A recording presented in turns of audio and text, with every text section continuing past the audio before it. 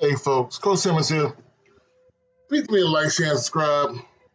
I'm trying to get at least a 2K by the end of this this month, but today we're going to discuss something else. We're going to discuss culture. Texas A&M, Jackson State. Well, Texas A&M just suspended 3 players from the quote-unquote best class ever, including 2 for a second time. Texas A&M coach Jimbo Fisher suspended 3 true freshmen from the consensus number 1 ranked class in the nation. Cornerback Denver Harris, receiver Chris Marshall, offensive lineman P.J. Williams. An earlier Outkick report that suspended was premature. Fisher's class of 2022 was called the best class ever by 24/7 Sports. But check this out. When it rains, it pours. I've been told at least 3, perhaps 4 A&M players have been suspended indefinitely by Aggies head coach Jimbo Fisher, all from the true freshman ranks. Fisher, whose team dropped to 3-4 and 1-3 in the SEC with a 30-24 loss to South Carolina Saturday, previously suspended Harris and Marshall before the September 17th game against Miami, and 2 other members from the class of 2022, Evan Stewart, receiver, and cornerback Smoke Bouye, for violation of team rules. That was the week after preseason number 6 A&M started to really go downhill with that loss to 18-point underdog App State. Now, those 4 players returned from suspension the following week versus Miami, and the Aggies beat number 10 Arkansas. But A&M has since lost 3 straight for the first time since 2014. Fisher is now below 500 for the first time since being the highest paid coach in college football for the 2018 season. As bad as the season has been, don't look for Fisher to be fired this year. His buyout is estimated around $80 million.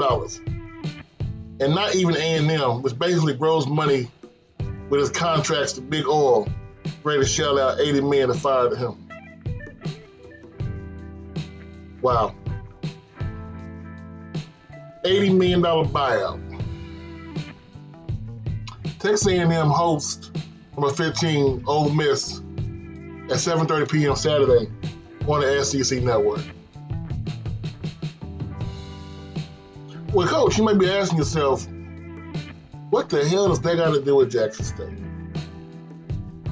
We remember the offseason. There was a whole lot of players that Jackson State was in line to get that magically popped up on A&M's radar. Remember?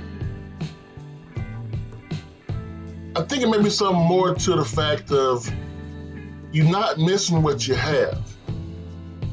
Or if you don't have it, you don't know what you missed. A lot of those players are stuck at Texas A&M because of the loophole that Texas A&M put in the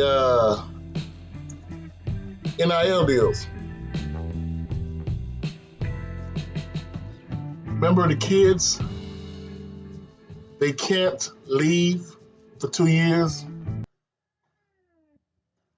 Yeah. The rule and the link in those collectives they have, sorry, not the NIL, the collectives, they can't leave. Which means they're forced to be there. This is what the problem is with hiring players instead of recruiting players. Coach Brown goes in there and tells you, look, I can't promise you all the money in the world. I can't promise you you'll be on the cover of Wheaties Box, but you'll have a great time here, great education. You leave out here, you'll be a man, you know how to handle your money. But a lot of these players now, they see that big bag and they left. Now that these players are gone, we got to look down at the culture.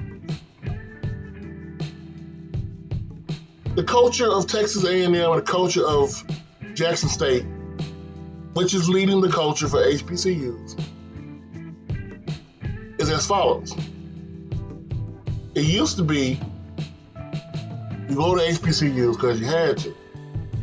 No disrespect on anybody who ever went to HBCU. No disrespect on players from the 90s and early 2000s, but you know what I'm talking about. You know that kid was kicked off of a school in Wyoming, kicked off the school in Nebraska, kicked off the school in Florida that wanted to continue his career and just had to go sign with the only spot that would take him was HBC. But now, the grind is paying up. Not only, keep this in mind, not only are those kids who were quote unquote forced to come to HBCUs, the ones that graduated and fell in love with HBCUs and have their HBCU hours, they're explaining to their kids, hey, give it a shot. And their kids, and you can say what you want to say, either it's led by Coach Prime, it's led by George Floyd's situation. Those kids now are giving HBCUs a shot before the PWIs. The only way the PWIs can combat what's going on is to back up the Brinks truck. And you get kids who truly don't want to be there or truly don't need to be there acting the way they act. And there's nothing anybody can do because you don't understand the kids. The fan base shows who they truly are. Become very violent, very racist, very bigoted. That's what happens. Now, right now, Jackson State has the biggest light I've seen on HBCU since I watched Eddie Robinson, Steve Air McNair, that time frame. I'm not discounting anything that happened since then. I'm not discounting that. I'm talking about in my opinion, okay? College game day coming up. You have people, I know it's Mississippi, and I know these words are gonna sting. You have folks who are gonna be outside agitators coming for college game day. You're gonna have the bigots, the racists. You're gonna have the people who are ready to cause mass distraction because they know the only way to beat an HBCU when it is rolling is to distract the culture. Same thing with FAMU in 2001, 2002. Jackson, it's your time now. Let your culture shine. Let them know the difference between HBCUs and PWIs. Shine this weekend. It's Coach Simmons. You know I'm out.